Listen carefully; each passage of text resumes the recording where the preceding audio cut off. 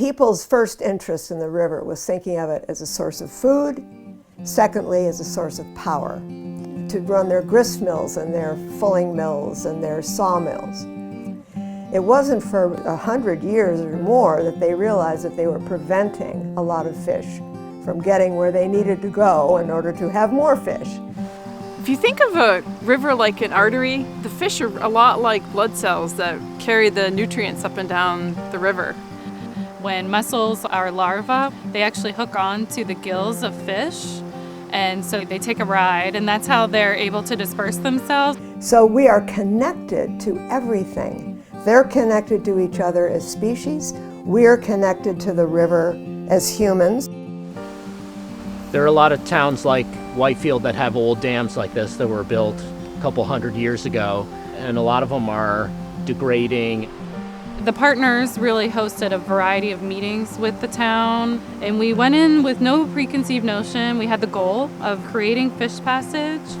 Working through that process together was really the critical piece to making this project successful. You know, the alternative was to let the dam fall down. Then we'd have nothing. We would have nothing. We would have a riverbed like we see right now that had no way of getting water out of it. Before the dam came out, Cooper's Mills always had a dry hydrant intake in the impoundment.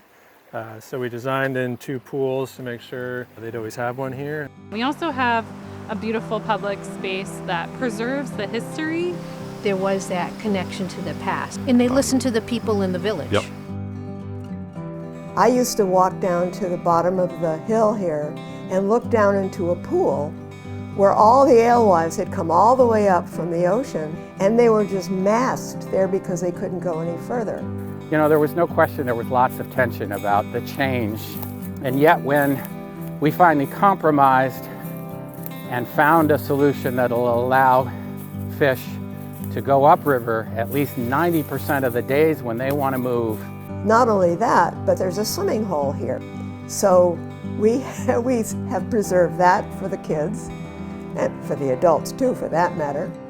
The river belongs to us all, and we all should be able to not only use it, but then if we do use it, we then learn to respect it. Within a year after removing the dam, we saw more Atlantic salmon reds above this area than we had ever seen before. It took a lot of people. It took a lot of imagination. It took a lot of effort, a lot of belief.